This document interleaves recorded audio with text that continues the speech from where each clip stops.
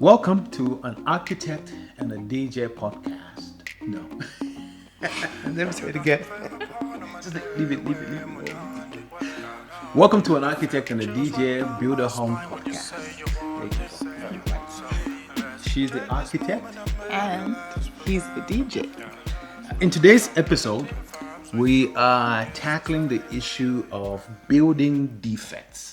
And this is everything from leakages in your ceiling and roof to windows that won't open. Is that a defect? You're adding Because more on this. no. I mean, it falls. Doesn't that fall among Yeah, defects? it does. Yes. So there you go. So yes, building defects. What do you have to say about that? I thought you were going to give us today. I have a song. No. Went straight in there. Just jumped right in. Okay, so defects. So the way we've been talking about different ways projects go wrong, and the way that you can tell that there's something wrong in a building is the appearance of defects. Okay. And I Googled it to get a definition, and I got it from a building website. And a defect is a building flaw or design mistake that reduces the value of the building and causes a dangerous condition. So the mistake really is like as a result of not complying with standards. So maybe there's a strength of concrete that is needed, and it needs so many bags of cement to so much water, and the ratio of all the materials that make your concrete. Yeah. But maybe there's a compromise on the quantity, or there's a compromise on the conditions within which it's being prepared. And then as a result of things like that, you then get a defect. Okay. Yeah, so in this case, like in Zambia, what we see a lot of is really faulty workmanship. I think the majority of the defects are usually as Faulty a result of workmanship. Yeah, faulty workmanship. So okay, practically, how does this issue of defects look like in a house? So I can give some examples, Please, that make it more real, and less ones. technical. Yeah, so the common ones. One thing I see a lot, and I've seen it a lot in social media groups where people are sharing and asking, what do I do? Damp, like moisture getting into the walls. I've seen that a lot. Yeah. I've seen that So a you lot see as well. you see that a lot, and that can tell you. So the way it appears is like maybe you've painted your walls, and then after a while, maybe the paint Paint is not starts- adhering. It's starts peeling peeling, or then you see like some marks there. Then it means that water is coming into the walls from somewhere. That's not a good sign. No, it's not a good sign. So usually there it's issues with the preparations in the foundations, because there is moisture in the ground. We do have moisture, like when it rains, and we get a lot of rain. So your building has to be protected from it, and sometimes that is not done well.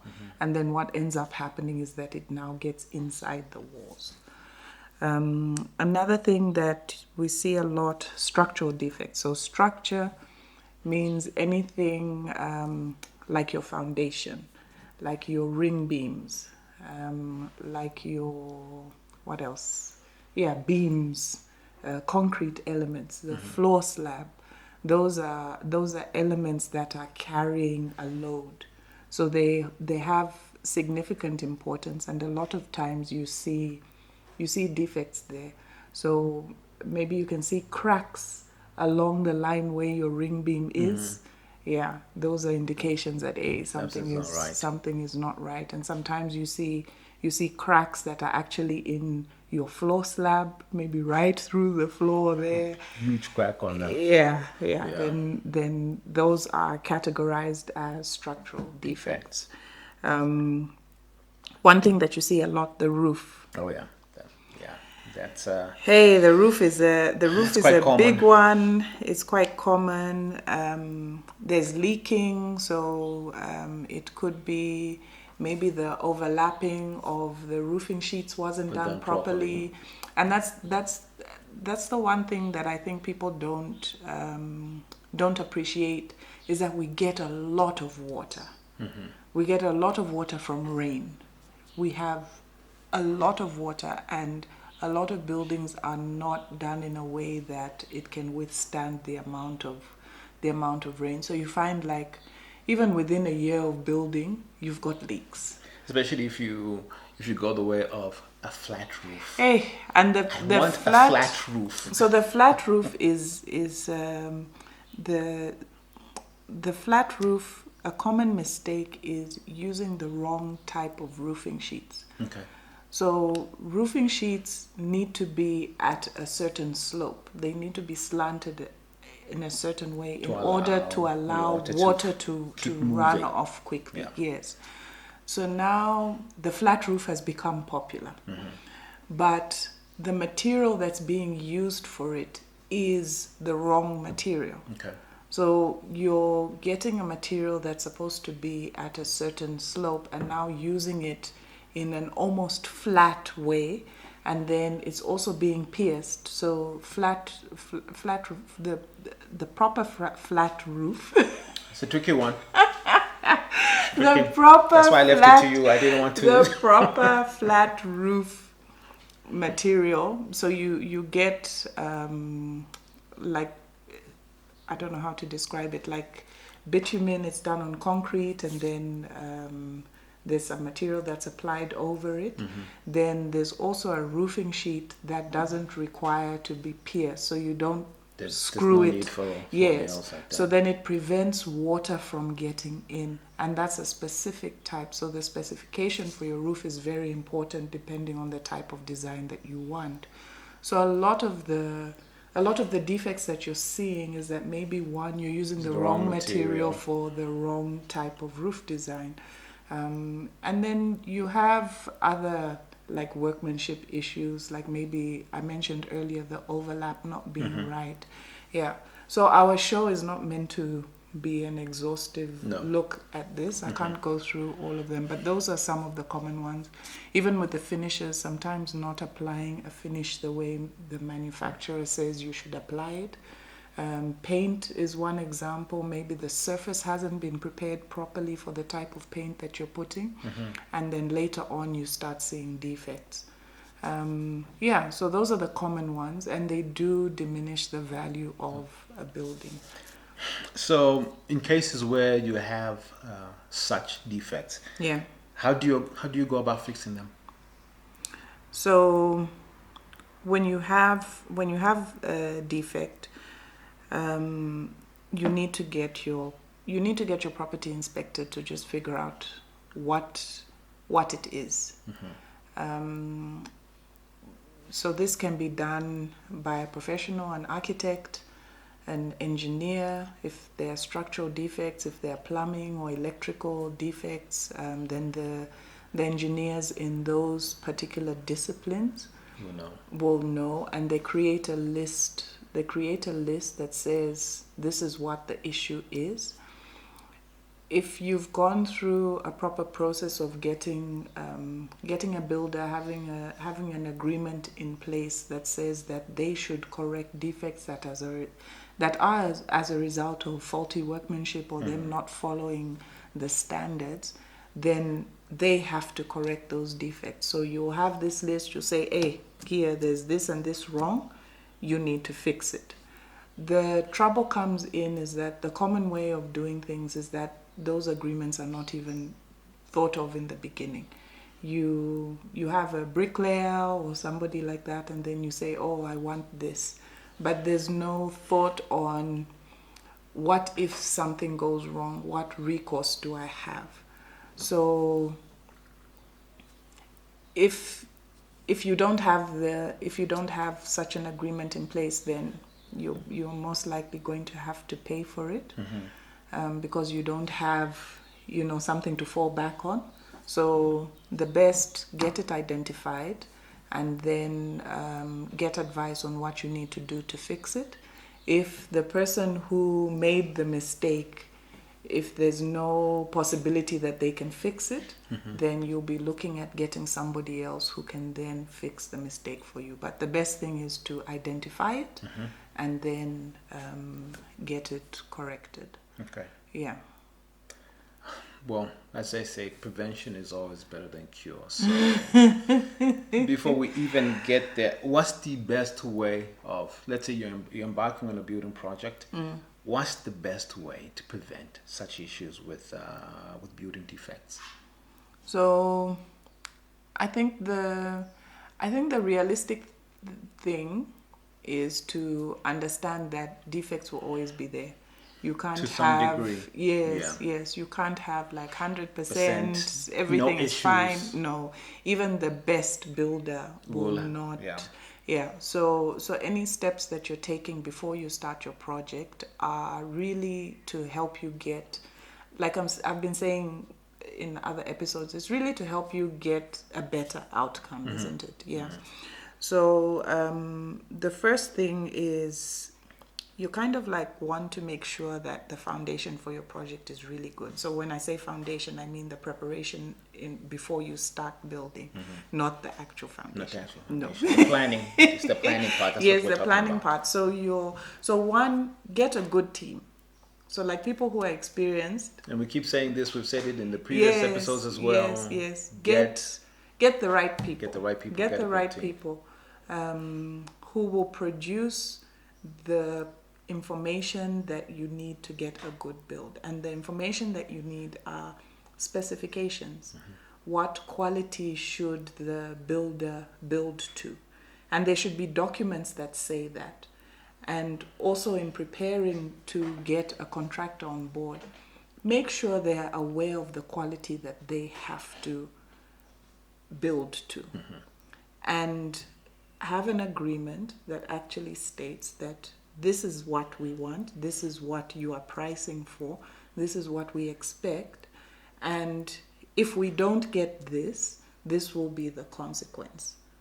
So you're basically stating that if there's poor workmanship or work that's as a result of faulty workmanship, then the builder has to do something about it.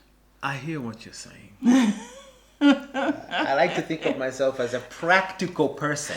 It's practical. What's impractical about it? No, but you see, the thing is, in most cases, in a lot of cases here, what happens is someone is planning on embarking on a building project. This person has got no idea. As in that, all they know is, listen, I need a house built. And I need someone to do it. That's all they know.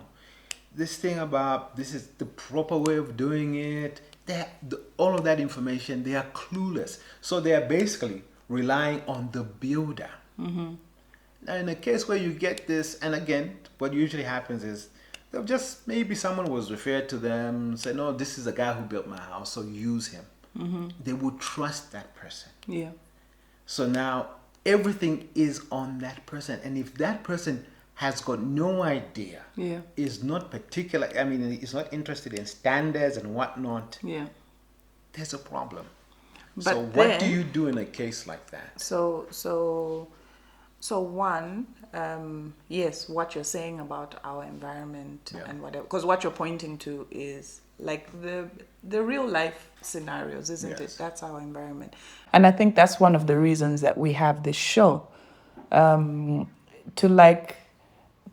highlight and make people aware that, these are the issues that you can encounter when you're building, and these are the ways that you can deal with these situations. So if somebody is aware of the need for an agreement and their builder is resistant or whatnot, then that will be a red flag for them.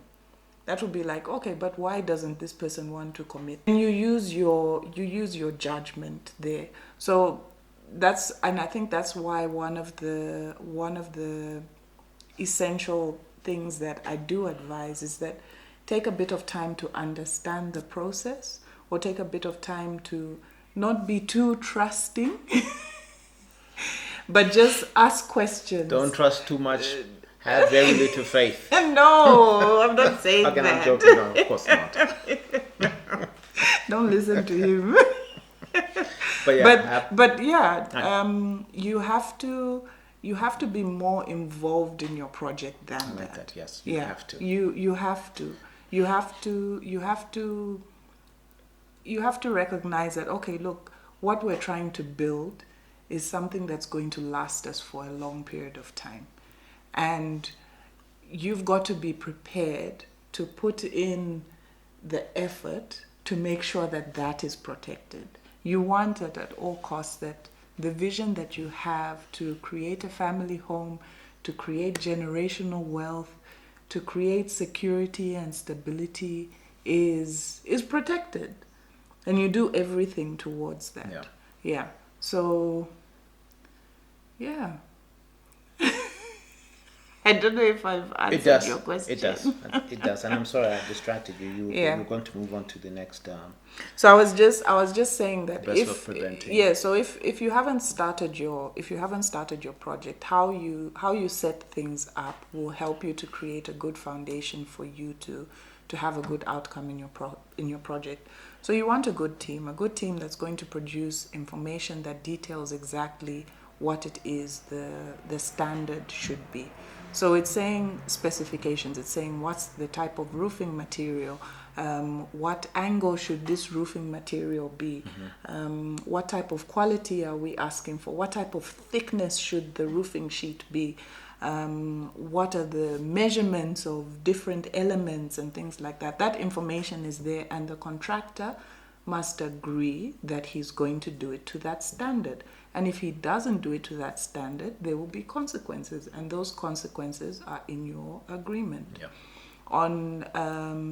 On building projects that I've worked on in the past, you have in a contract what is called the defects liability period.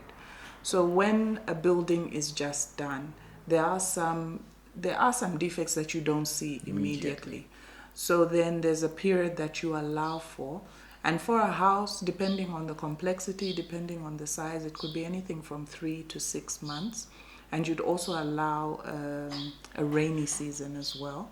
And that allows for you to see any defects that come up. So maybe you'll get cracks in the plaster, maybe you'll get some leaking in the roof, and it compels the contractor to come back and actually work on these defects. But again, it depends on how you set things up. So do you have a written agreement that has these things that you can say, okay, Mr. Contractor, this is what we're agreeing to. So yeah, those are some of the things. And then the final point that I've got listed down is supervision during the construction process by professionals. So do you have an engineer who comes, an architect who comes regularly just to see that things are moving on track? That will help, because what that will do is that you've got somebody technical who's looking and who's saying that, no, this doesn't look right. No, let's measure this. This window looks bent. Yeah. This window can't open. How can you hand over? The thing with the window being open, you need to correct this. Yeah. And you just have that okay, we're going to have inspections, and if they don't certify, we're not paying you. So those are some of the things that you can set up in order to get a good project. Okay. Yeah. Listen, I know it's in today's episode, building defects. It's a lot to deal with. Yeah. But that was our episode for today, building defects. Thanks for staying with us, and we'll talk to you next time. An Architect and a DJ Build a Home podcast is a Home Build Zambia production, recorded and produced in Lusaka. The show is hosted by Kalenga, he's the DJ, and me, Mphangela, I'm the architect. Video recording by Sharon, music by Bless the Creative, technical support provided by Bless the Creative. You can find us on Instagram at home_build_Zambia or on our website, homebuildzambia.com, or contact us by email, podcast@homebuildzambia.com. Thank you for listening.